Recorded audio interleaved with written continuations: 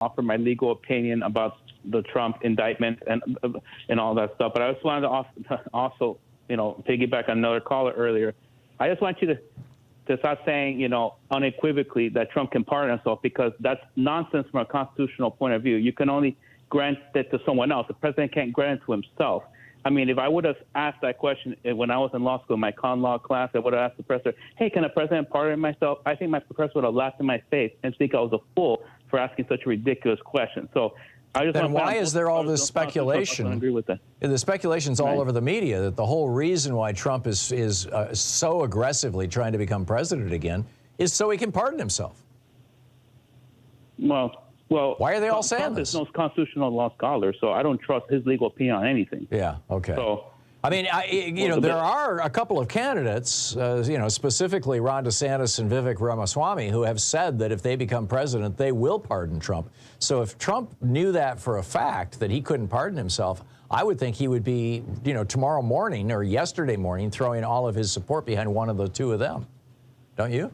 Well, maybe so, Tom, but I don't know where he gets this misconception that he can pardon himself. And I just wanted to give this quote from James Madison of the Federalist Papers, that he says that no man is allowed to be a judge in his own cause because his interest would certainly bias his judgment and not improbably corrupt his integrity, which, well, Trump has no integrity, but is a pardon considered a legal proceeding? I mean, like Madison was talking about in a courtroom. Well, to me, it's just the whole idea is from a constitutional scholar's point of view, and most of them, they just think it's so ridiculous that you can't just do that. It's something that you could only grant to someone else. You can't give it to yourself. I hope you're right, Alejandro, and I will slightly recalibrate my comments around that. Thank you. Yes, but I also want to offer, my legal insights. So now what? Like, how many felony indictments are there? Over 70 or 90? I don't know. I can't keep track, but yeah.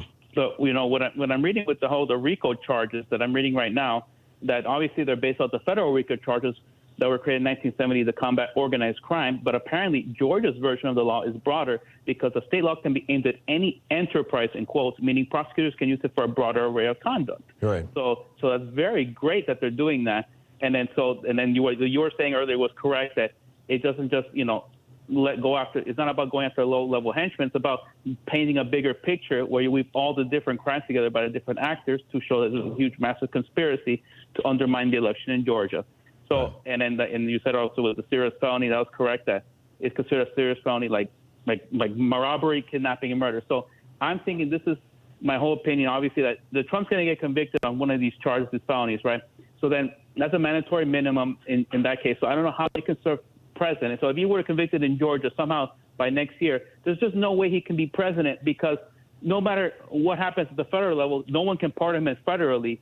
And the only one who could pardon him is, like, I guess, the governor in Georgia. But why would he pardon him when he screwed, defamed him and gone against him and stuff like that? So to me, that seems crazy to even think that. But another thing to consider, that once Trump gets convicted, then he's more likely to get harsher sentences in his other cases, because, of course, he has no priors now. But once he gets convicted of a felony, he's going to be considered having a prior conviction. And, of course, that can be used to enhance the sentences of his future crimes, and then on and so forth. And then he's going to have so many enhancements with criminal sentences that how's he going to get out of that, So that's what's going to be great to see. Yeah, and here's the thing. I mean, if you look at the polling, and I realize it's a year and a half out and polling is largely meaningless, but if you look at the polling, it sure looks like there's no way Donald Trump's ever going to become president again. The one possible scenario that has been polled is that something happens to Joe Biden and he can no longer serve as president.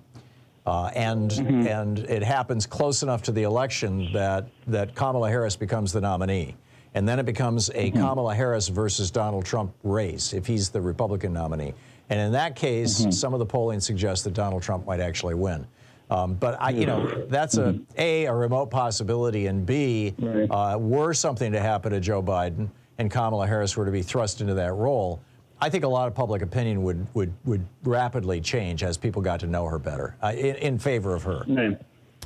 Right. I know that she has a PR problem, that she's not seen that visibly, that people. It's always the case with VPs. Of her, but It's always the case. It's hurt Al Gore too in 2000.